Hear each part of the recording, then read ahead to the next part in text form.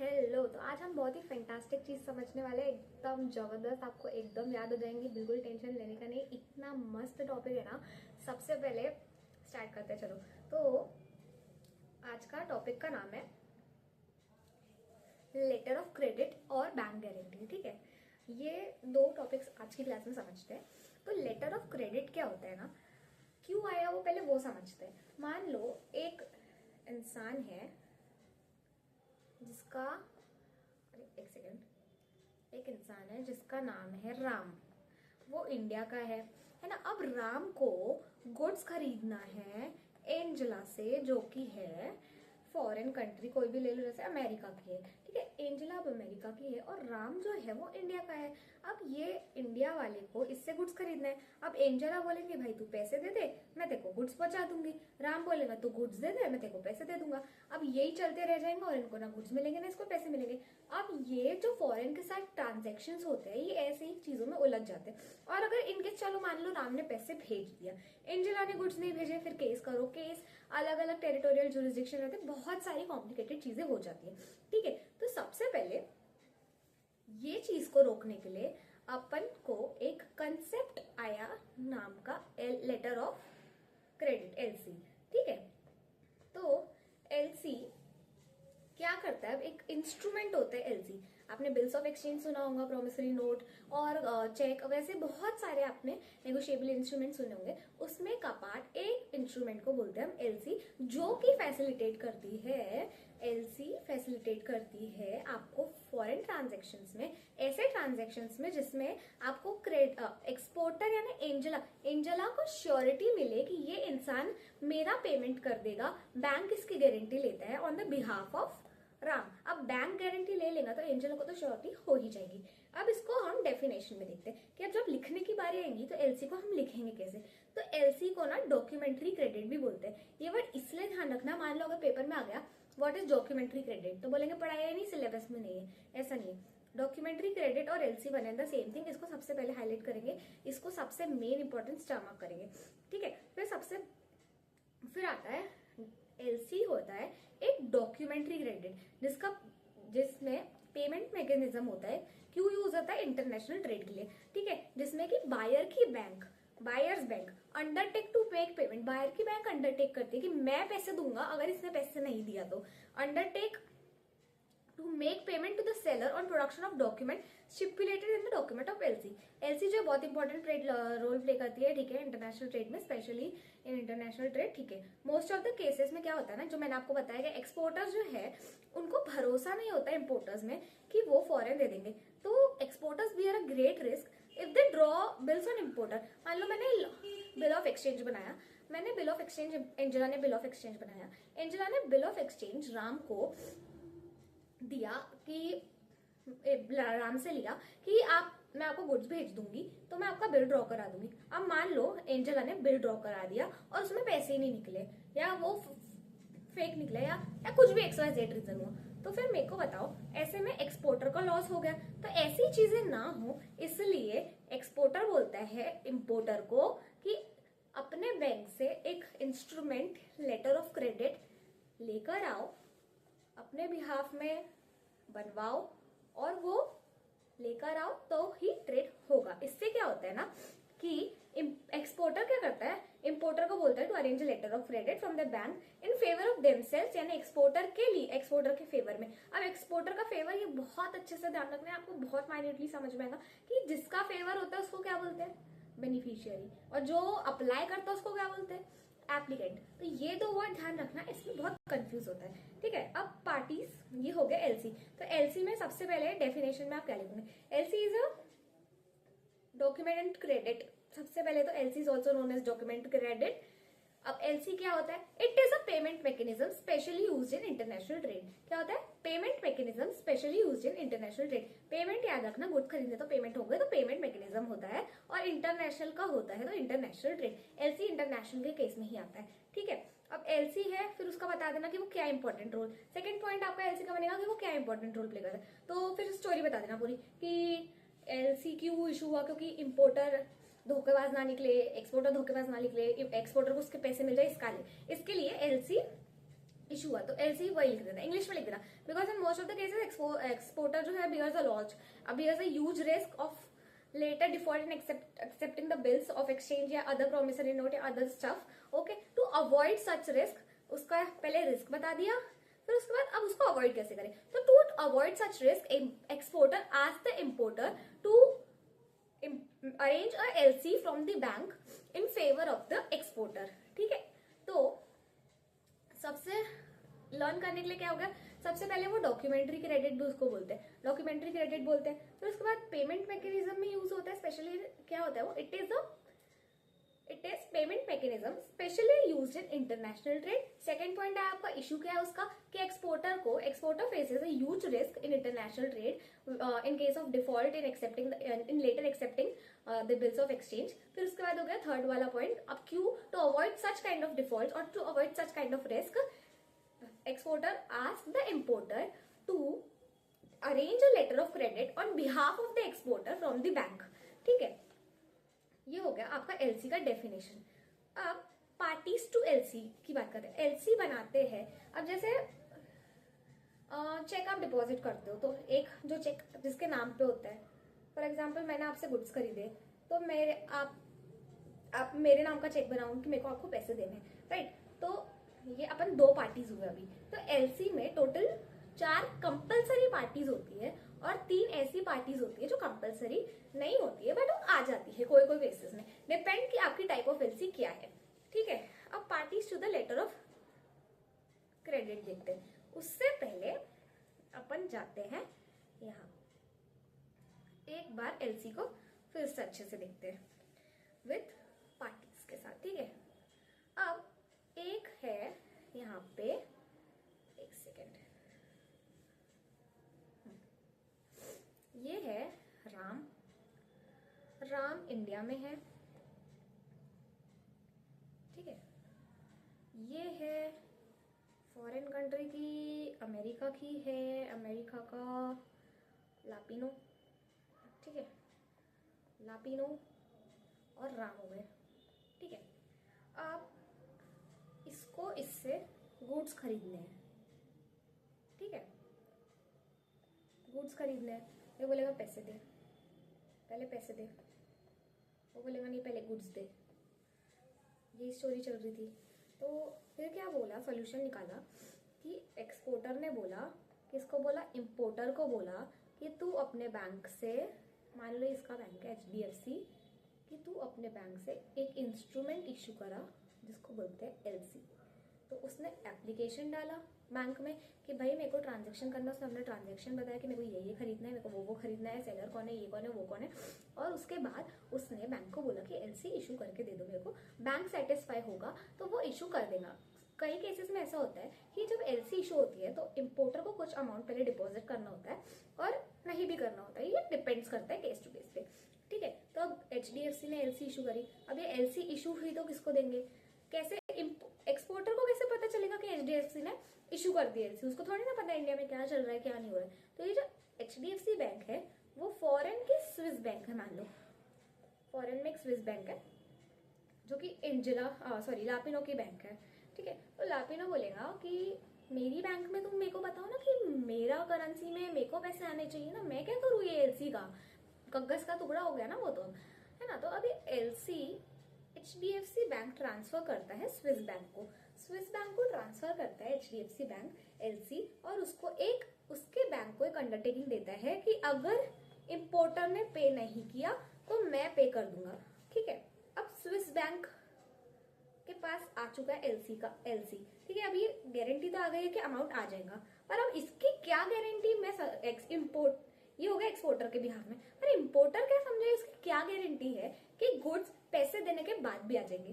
तो ये जो एलसी है वो तब तक इसके बिहाफ में, लापिनो के बिहाफ में रिलीज नहीं होती जब तक लापिनो उसको ये ना दिखा दे कि प्रूफ ना दे दे कि उसने बिल ऑफ शिपिंग कर दिए, तो बिल ऑफ लेडिंग या कोई भी ऐसा बिल या डॉक्यूमेंट जिससे ये पता चल जाए कि एलसी जो है, कि गुड्स जो है वो शिफ्ट हो चुके हैं. ये शिफ्ट होने के बाद वो स्विस बैंक को डॉक्यूमेंट देगा, स्विस बैंक उसके बिहाफ में एलसी उसको दे देंगी, पैसे दे देगी.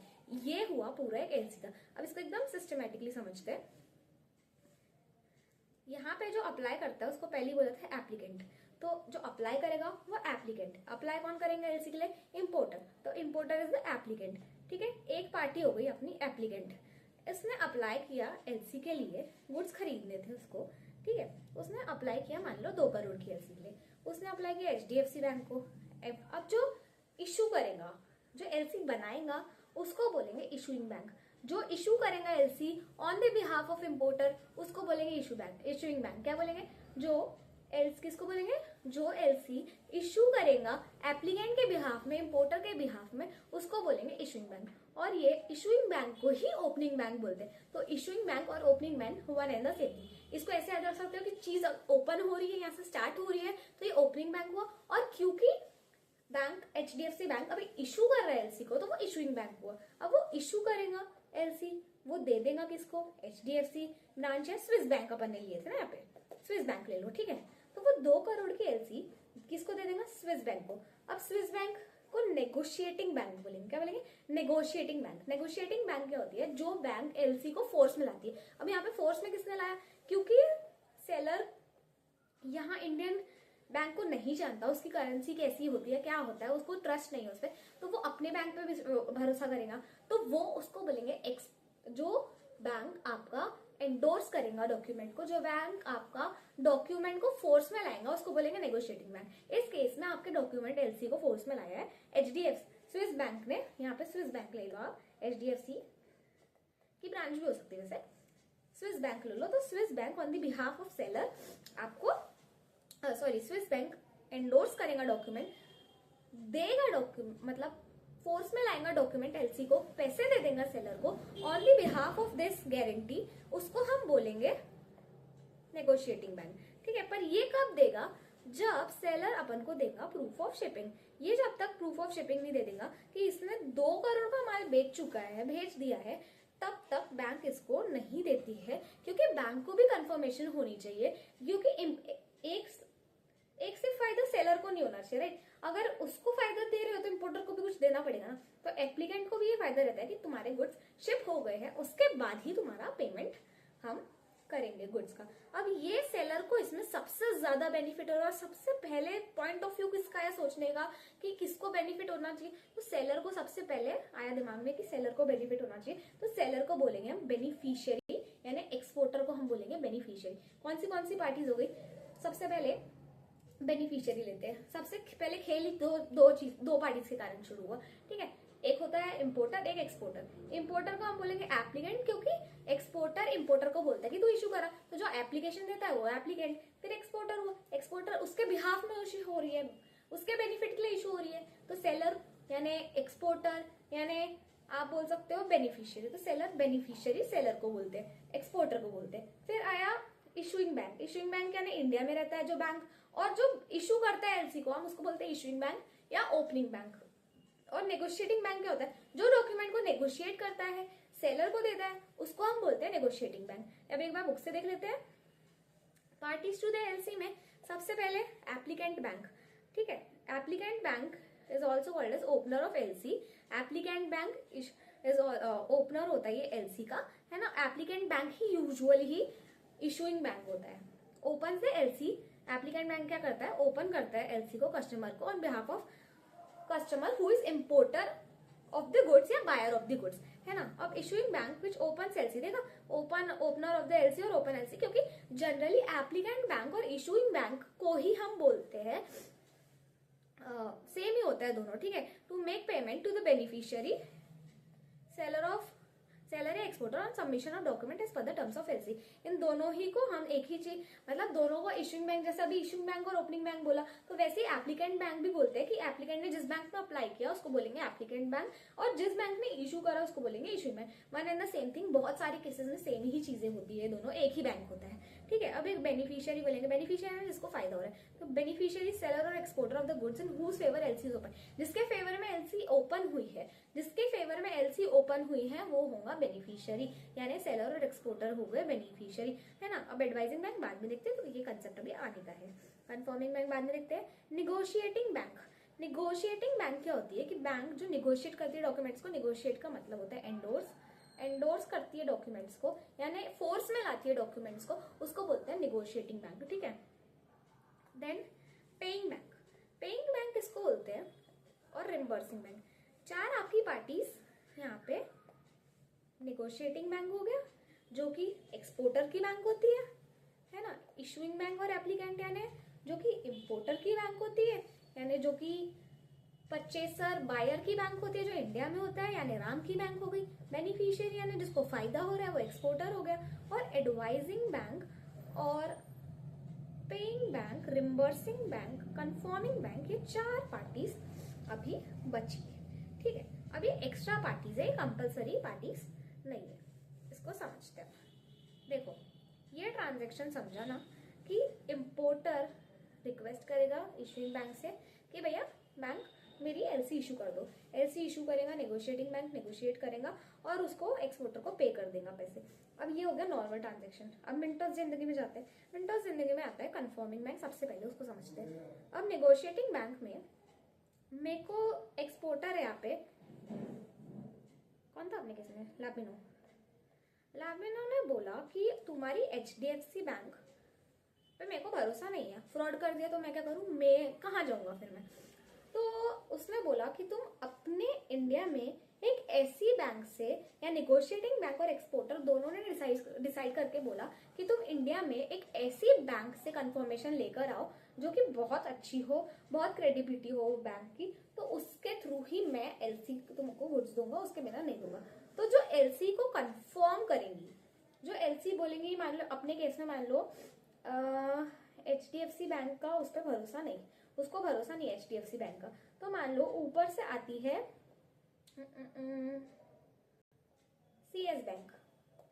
सीएस बैंक बहुत अच्छी, one of the greatest credible bank है इंडिया में, तो वो आती है और वो कंफर्म दे देती है नेगोशिएटिंग बैंक और एक्सपोर्टर को कि भाई तुम करो, मैं हूं पीछे, ये नहीं देगा पैसे तो मैं दे दूंगा। तो कंफर्मिंग बैंक गारंटी लेती है इशूइंग बैंक की और इंपोर्टर की, ये पैसे नहीं देंगे ना, कोई बात नहीं, मैं दे देता हूँ, कोई बात नहीं, मैं इनकी गारंटी लेता हूँ, ये लोग देंगे, अच्छे लोग हैं, भरोसा करो, ठीक है। तो ये कंफर्मिंग बैंक से जो कंफर्म करते हैं एलसी को, उसको हम बोलते हैं कंफर्मेशन लेते हैं लोग, और जो कंफर्म करते हैं एलसी को हम उसको बोलते हैं कंफर्मिंग बैंक। समझो कंफर्मिंग बैंक क्या होता है, एक रेप्यूटेड बैंक जो कि कंफर्म करता है एलसी को कि एचडीएफसी बैंक पे कर देगी, तो हम उसको बोलते हैं कंफर्मिंग बैंक। तो ये कंफर्मेशन देता है नेगोशिएटिंग बैंक और एक्सपोर्टर के, तुम लोग भरोसा करो, मैं पैसे दे दूंगा इन केस ऑफ डिफॉल्ट, ठीक है।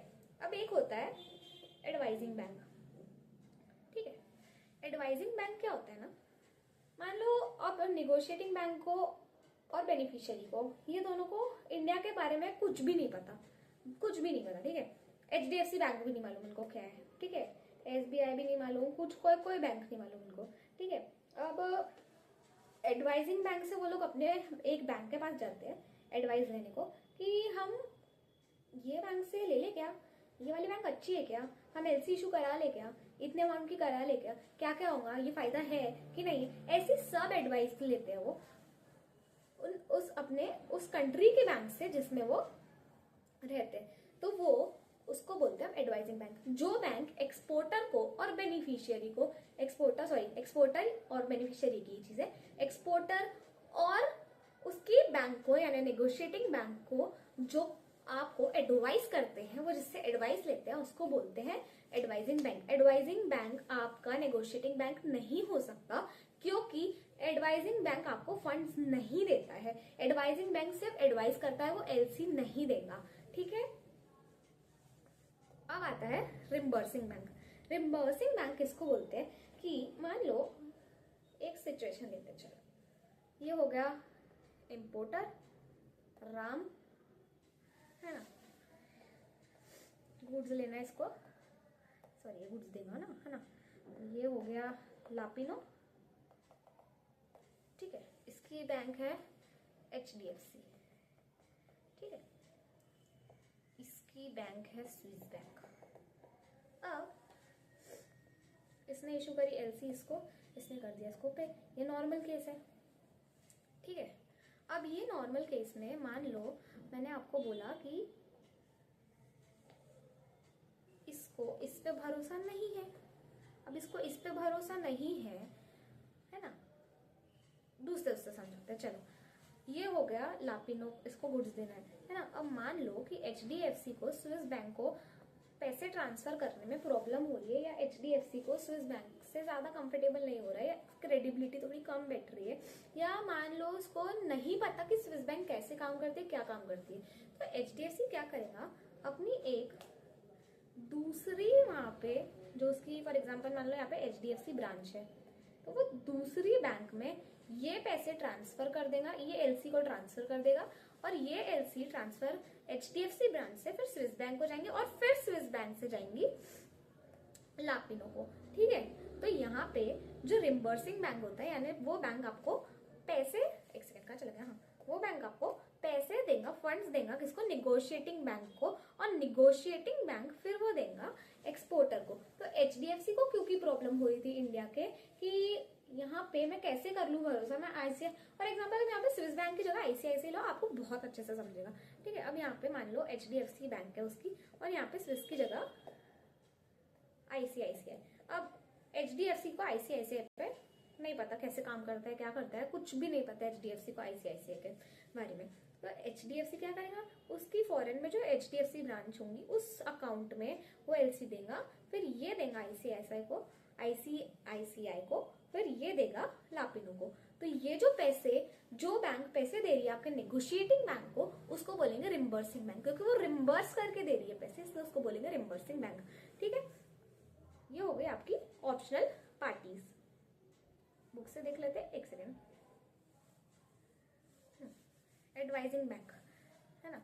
अब एडवाइजिंग बैंक क्या होती है, through whom LC is advised. LC advice होती है to the beneficiary, normally it is located in seller location. अब ऑब्वियस सी बात है कि आप पूछने जाओगे किसी से, तो पहले आप अपनी कंट्री में पूछोगे ना। अब मेरे को पूछना है इंडिया के लॉज क्या है, तो मैं अमेरिका जाके पूछूंगी नहीं अमेरिकन लॉयर से कि भाई इंडिया के लॉज क्या है ना, तो मैं इंडियन से ही पूछूंगी।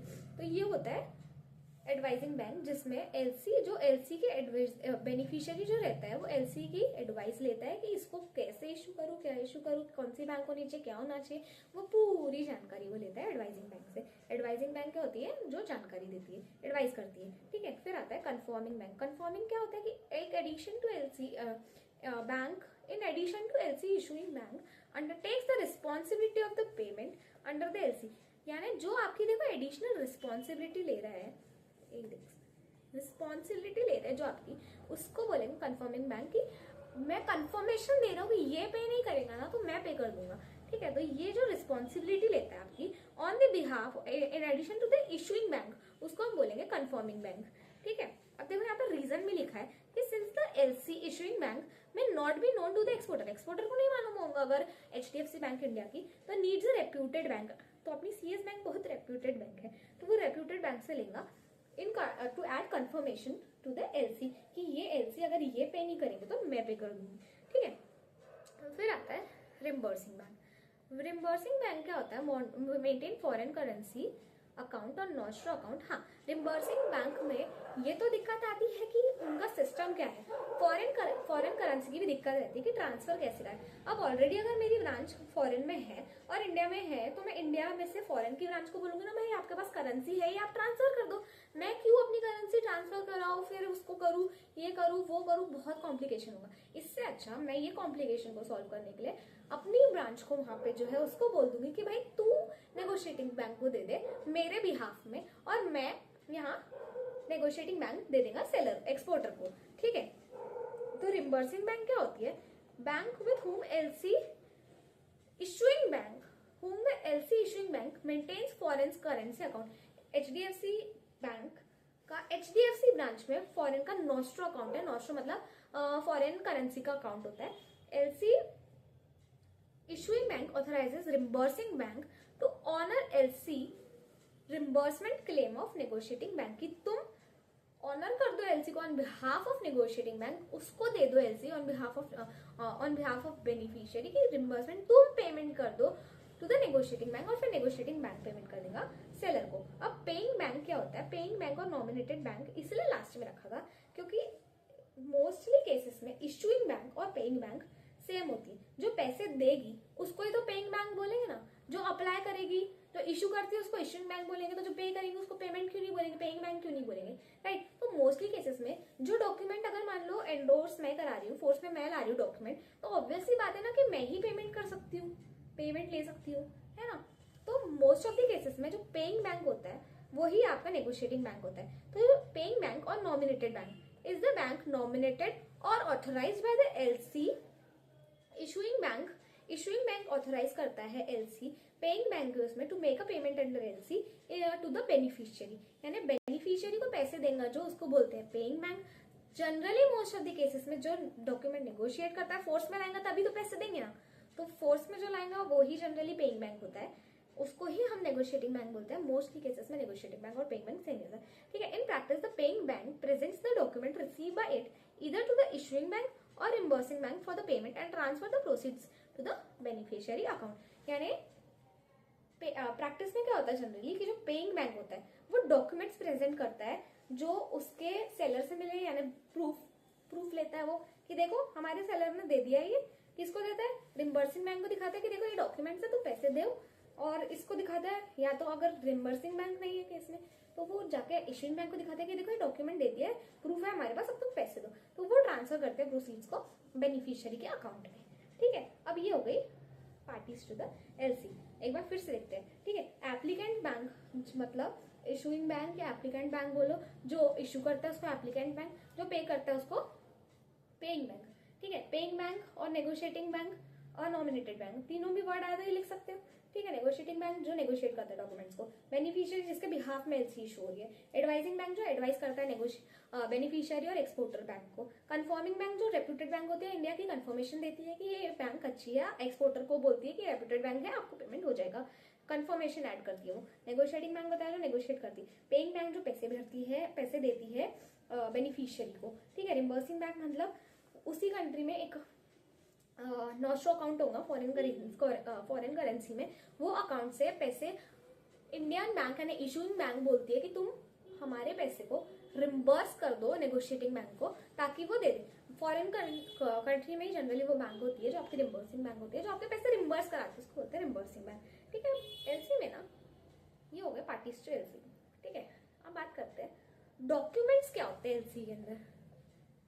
डॉक्यूमेंट्स एलसी के अंदर जनरली कोई भी आपको ड्राफ्टिंग में डॉक्यूमेंट्स बहुत सारे रखते हैं, है ना। अब आप एक ट्रांजैक्शन कर रहे हो, वो भी इंटरनेशनल ट्रांजैक्शन, तो आपको बहुत सारे डॉक्यूमेंट्स लगेंगे उसमें कि ये डॉक्यूमेंट लगेगा, वो लगेगा, ये लगेगा, वो लगेगा। अब एक नॉर्मल सा कार खरीदते हो उसमें भी इतने सारे डॉक्यूमेंट्स लगते हैं, ठीक है। तो सबसे पहले डॉक्यूमेंट्स को आता है फाइनेंशियल डॉक्यूमेंट्स। फाइनेंशियल डॉक्यूमेंट जितने भी पैसे रिलेटेड डॉक्यूमेंट होंगे, फाइनेंस रिलेटेड डॉक्यूमेंट्स होंगे, उसको बोलते हैं फाइनेंशियल डॉक्यूमेंट्स। यहाँ पे एग्जाम्पल दिया जैसे बिल ऑफ एक्सचेंज को एक्सेप्टेड ड्राफ्ट, तो ये बेसिक डॉक्यूमेंट होता है जो कि ड्रॉन बाय बेनिफिशियरी होता है कि तू मेरे को पैसे देगा। अब जिसको पैसा चाहिए वही तो कहेगा ना कि यू पे मी मनी, ओके। सो ये जो नॉर्मली बेसिक डॉक्यूमेंट जो कि drawn by beneficiary is financial documents, है ना। And it has to be drawn as per the agreements, as per the terms of the LC, जो दोनों के बीच में डिसाइड होगा उसी के थ्रू डॉक्यूमेंट अपना ड्राफ्ट होता है। तो फाइनेंशियल डॉक्यूमेंट जो पैसे से रिलेटेड हो गया। कमर्शियल डॉक्यूमेंट्स, कमर्शियल यानी अब आप गुड्स दे रहे हो तो उसमें बहुत सारी चीजें होती है, रॉ मटेरियल्स होता है कमर्शियल ट्रांजेक्शंस में, पैकेजिंग हो गई, स्टोरेज हो गई, वेयर हाउसिंग हो गई। अब इंपोर्ट कर रहे हो तो एक्सपोर्ट कर रहे हो तो इम्पोर्टर के लिए वहाँ पे उसके लिए वेयर हाउस लगेगा वेयर हाउस के लिए क्या क्या चीजें हैं, क्वांटिटी कितनी होगी, सेल कितनी होगी, बहुत सारे कमर्शियल होते हैं कि मैं तुमको इतना भेजूंगा, इतना माल भेजूंगा, इतने में भेजूंगा, प्राइस क्या होगा, फिक्स क्वांटिटी क्या होगी, क्वालिटी किस में भेजूंगा, ये सारी चीजें डिटेल्स को जिस डॉक्यूमेंट में होती है वो होता है कमर्शियल डॉक्यूमेंट्स, ठीक है। जैसे कि invoicing, packaging list, it is addressed to the buyer importer, signed by the seller and continue details like quantity, rate, specification and total amount। ये होता है sign by seller. Of course है जो पैसे जो आपको गुड्स प्रोवाइड करेगा वही तो लेगा ना कि आप कितने में, आप कितनी क्वांटिटी उसको गुड्स दे रहे हो। I promise you to pay 100 rupees on behalf, you promise to give me this quality और this quantity, okay. So if who is promising to pay the money वो फाइनेंशियल डॉक्यूमेंट में आएगा, है ना। और जो हु इज आपको and the person who is making a document that he or she will provide you the quality, respective quality, quantity or the specification or the rate, so that person is making a commercial document, okay। now shipping documents, अब क्योंकि क्योंकि एक international trade है तो shipping documents आते हैं। अब अगर शिप से गया तो बिल ऑफ लेडिंग लगता है, एरोप्लेन से मैंने गुड्स भेजा तो एयरवे बिल लगता है ना। गाड़ी से भेजा मैंने, रोड से, ट्रांसपोर्ट से, तो लॉरी ट्रक रिसिप्ट लगती है ना। रेलवे से भेजा तो रेलवे लगता है, और बहुत सारे जिस मोड से मैं भेजती हूँ उस मोड की शिपिंग, उस मोड के आपकी जो रिसिप्ट रहती है, चाहे वो एयर की हो, वाटर की हो, रोड की हो, और आप जहां से भी भेज सकते हैं, एक्सपोर्ट टेलीपैथी करके भेजोगे तो वो रिसिप्ट को हम बोलेंगे शिपिंग डॉक्यूमेंट। तो it is a document of title of goods, proof, यही प्रूफ उसको दिखाना पड़ता है एक्सपोर्टर को, proof that the exporter has dispatch the goods, उसने डिस्पैच कर दिए गुड्स। अब ऑफिशियल डॉक्यूमेंट क्या होता है? ऑफिशियल डॉक्यूमेंट मतलब, ऑफिशियल डॉक्यूमेंट आप इसको समझ सकते हैं कि ये प्रोसीजरल डॉक्यूमेंट्स होते हैं। अब हर चीज में एक प्रोसीजर होता है, ऐसा करना है, ऐसा करना है, फिर उसके बाद ये, फिर उसके बाद ये, फिर उसके बाद ये, ठीक है। अब प्रोसीजर लगेगा इसलिए क्या, मेरे को क्या ले, मेरे को कंपनी सेटअप करनी है ना, तो मेरे को उसका एमओए लगेगा, मेरे को उसका एओए बनाना पड़ेगा, मेरे को उसका नेम रिजर्व कराना पड़ेगा, और बहुत सारी अलग अलग डायरेक्टर का डीआई रेट फाइल करना पड़ेगा। ये एक प्रोसेस हो गई। तो इसमें डॉक्यूमेंट्स आपने देखे ना, एमओए, एओए, नेम रिजर्वेशन के लिए और अंडरटेकिंग के लिए INC 9 वगैरह वगैरह, ठीक है। तो ये डॉक्यूमेंट्स हो गए ऑफिशियल डॉक्यूमेंट्स, जो प्रोसीजर में लगेंगे किसकी, इनकॉर्पोरेशन की। तो वैसे ही LC जब हम इशू करते हैं तो उसके लिए अपन को ऑफिशियल डॉक्यूमेंट्स लगते हैं। जैसे कि लाइसेंस लेना पड़ता है, अगर आपका बिजनेस कोई ऐसा है जिसमें लाइसेंस लगता है तो आपको प्रॉपर लाइसेंस लेना पड़ेगा। सर्टिफिकेट ऑफ ओरिजिन लेना पड़ता है, इंस्पेक्शन सर्टिफिकेट की प्रॉपर है कि नहीं, हेल्थ केयर सर्टिफिकेट आपके गुड्स अगर कोई हेल्थ केयर रिलेटेड हो, ओरिजिन जहाँ पे बने हो उसके रिलेटेड, ठीक है। These are the documents specified in the LC document, जो LC में आपके गुड्स पे मोस्टली डिपेंड करते हैं, लाइसेंस सर्टिफिकेट, ऑफिशियल डॉक्यूमेंट्स वगैरह, ठीक है।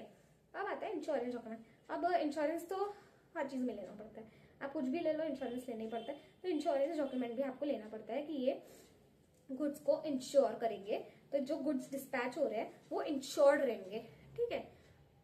तो इंश्योरेंस पॉलिसी और certificates but not a cover note, the dispatched goods must be insured for the amount and the kind of risk specified in the LC document, कि ये जो goods है वो इंश्योर होना चाहिए, और ये जो इंश्योरेंस होगा उसका टर्म्स लिखे रहेंगे आपके LC के डॉक्यूमेंट में। फिर the policy certification should be sign by the insurance company, एक पॉलिसी बनेगी, उसका सर्टिफिकेशन होगा, वो साइन होगा एक इंश्योरेंस कंपनी से। इंश्योरेंस कंपनी उसको साइन करके देंगी, लिख के दे देंगी कि हाँ दिस गुड्स आर इंश्योर्ड, ठीक है। तो कितने डॉक्यूमेंट्स हो गए इसमें?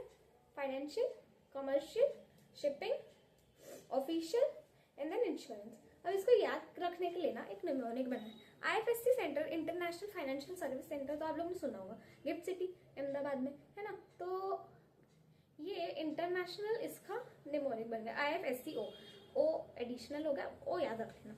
I से आएगा आपका इंश्योरेंस डॉक्यूमेंट, F से आएगा फाइनेंशियल डॉक्यूमेंट, फाइनेंशियल डॉक्यूमेंट जैसे बिल ऑफ एक्सचेंज है ना, ड्राफ्ट, बेसिक डॉक्यूमेंट, ठीक है।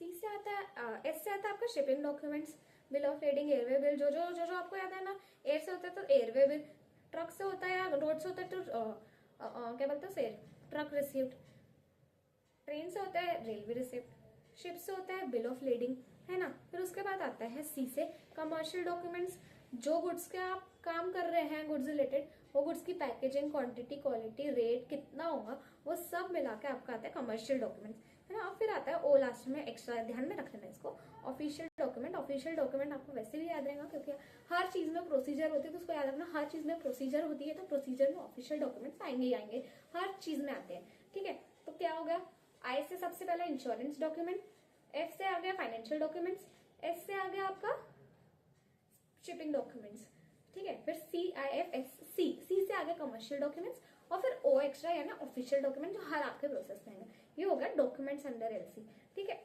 LC में ये डॉक्यूमेंट्स आपको एक्सपोर्टर को प्रेजेंट करना पड़ता है LC के पैसे लेने के लिए, ठीक है।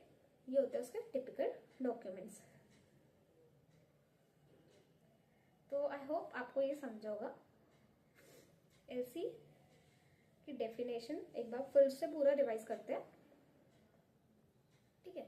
LC यानी क्या होता है, डॉक्यूमेंट्री, 10 मिनट का रिवीजन है, इसको ध्यान से सुनना, ठीक है। LC क्या होता है, documentary, LC is also known as what, documentary credit, LC is known as what, documentary credit. ये क्या होता है, पेमेंट मैकेनिज्म होता है जिसमें आपको इंटरनेशनल ट्रेड में इजीली हो जाए इंटरनेशनल ट्रेड, इसके लिए फैसिलिटेट करता है। ठीक है, एलसी में एक्सपोर्टर को रिस्क रहता है कि इम्पोर्टर जो बाद में उसने बिल्स ऑफ एक्सचेंज दिए या फिर प्रॉमिसरी नोट है वो उसमें डिफॉल्ट कर देगा, वो पैसे नहीं देगा। इसलिए एक्सपोर्टर बोलता है इम्पोर्टर को कि तू एक एलसी इशू करा अपने इशूइंग बैंक से on the behalf of the goods that you are taking. ठीक है, फिर उसके बाद आता है पार्टीज टू एलसी। सबसे पहले दो मेन पार्टीज जिसके कारण ये शुरू हुआ, एक्सपोर्टर इम्पोर्टर। एक्सपोर्टर क्या, जो गुड्स बेच रहा है उसके बिहाफ में एलसी इशू हो रही है, उसके लिए बेनिफिट में एलसी इशू हो रही है, तो बेनिफिशियरी हो गए। ये इशू करवा रहा है इसलिए एप्लीकेंट हो गया, जो अप्लाई करेंगे वो एप्लीकेंट हो गए। अब जो बैंक इसके बिहाफ में इशू करेंगे वो इशूइंग बैंक हो जाएंगी। अब जो बैंक पैसे देंगी इसको किसको, एक्सपोर्टर को, वो हो गई आपकी या तो पेइंग बैंक या तो नेगोशिएटिंग बैंक, जो डॉक्यूमेंट को फोर्स में लाएंगी। रिम्बर्सिंग बैंक वो हो गई जो फॉरेन कंट्री में आपको पैसे रिम्बर्स करा के देंगी नेगोशिएटिंग बैंक को on the behalf of seller, on the behalf of Indian bank. फिर उसके बाद हो गया एडवाइजिंग बैंक, जो आपको बेनिफिशियरी को और नेगोशिएटिंग बैंक को एडवाइस करेंगी कि ये एलसी ऐसे ऐसे करो, ये एलसी में ये टर्म्स होने चाहिए, ये नहीं होना चाहिए, वो होना चाहिए, सब एडवाइस करेंगी। फिर उसके बाद आ गया आपका कौन सा बैंक मुझे, कंफर्मिंग बैंक, जो इंडिया में रेप्यूटेड बैंक होंगी। एचडीएफसी को नहीं जानते अगर मान लो फॉर एग्जांपल ये लोग, तो इंडिया में जो रेप्यूटेड बैंक होंगी वो अगर कंफर्मेशन देती है तो उसको हम बोलेंगे कंफर्मिंग बैंक। ये हो गई पार्टीज टू एलसी। अब उसके बाद आता है documents under LC, IFSC for international foreign service centre. IFSC में आपको क्या याद रहेगा, आई से क्या होगा, issuing documents, issuing document sorry I से क्या होगा, इंश्योरेंस डॉक्यूमेंट्स, इंश्योरेंस हर चीज में लगता है, इंश्योरेंस डॉक्यूमेंट, इंश्योरेंस किसका होगा, गुड्स का होगा। एस से क्या होगा, शिपिंग डॉक्यूमेंट्स, भेजोगे ना गुड्स तो किससे भेजोगे, क्या भेजोगे, उस सब चीज की रिसिप्ट, शिपिंग डॉक्यूमेंट्स। फिर थर्ड है, ओ सॉरी एफ तो भूल गए, फाइनेंशियल डॉक्यूमेंट्स, आई एफ से आएगा फाइनेंशियल डॉक्यूमेंट्स। फाइनेंशियल डॉक्यूमेंट्स क्या होंगे, पैसे related documents, bill of exchange, promissory note etcetera, ये सब फॉरेन फाइनेंशियल डॉक्यूमेंट्स होंगे। सी क्या होंगे, कमर्शियल डॉक्यूमेंट्स। कमर्शियल डॉक्यूमेंट्स यानी जो आपके बिजनेस में लगते हैं, बिजनेस में रिलेटेड क्वांटिटी क्या आनी चाहिए, क्वालिटी कैसी होनी चाहिए, क्या होना चाहिए क्या नहीं होना चाहिए, ये प्राइस कितना होगा, ये सारी चीज़ें आती है। और साइज क्या होना चाहिए, और क्या है, पैकेजिंग कैसी होनी चाहिए। ठीक है, ये सारे होते हैं आपके बेसिक जो भी कमर्शियल चीज़ों के लिए लगते हैं ना डॉक्यूमेंट, उसको हम बोलते हैं कमर्शियल डॉक्यूमेंट। इनवॉइस कैसा होगा, इनवॉइस देना पड़ेगा, ठीक है, उसको हम बोलते हैं कमर्शियल डॉक्यूमेंट। और ओ से आता है ऑफिशियल डॉक्यूमेंट, IFSC ओ से आता है, IFSC ओ। इंश्योरेंस, ओ से क्या होगा, ऑफिशियल डॉक्यूमेंट्स। ऑफिशियल डॉक्यूमेंट्स यानी प्रोसीजर डॉक्यूमेंट, जैसे कि लाइसेंस, सर्टिफिकेट, वो आपके बिजनेस पे डिपेंड करते हैं या फिर अदर चीज़ पे डिपेंड करते हैं कि आपको वो डॉक्यूमेंट्स कौन से लगेंगे और क्या लगेंगे, जो कि टर्म्स ऑफ एलसी में लिखेंगे। ठीक है, अब इसको क्या सबसे पहले कैसे याद रखेंगे, I for insurance documents, F for financial documents, S for shipping documents, C for commercial documents, IFSC हो गया, और ओ से ऑफिशियल डॉक्यूमेंट्स। ये हो गया एलसी का पूरा टॉपिक। टाइप्स ऑफ एलसी अपन कल पढ़ेंगे।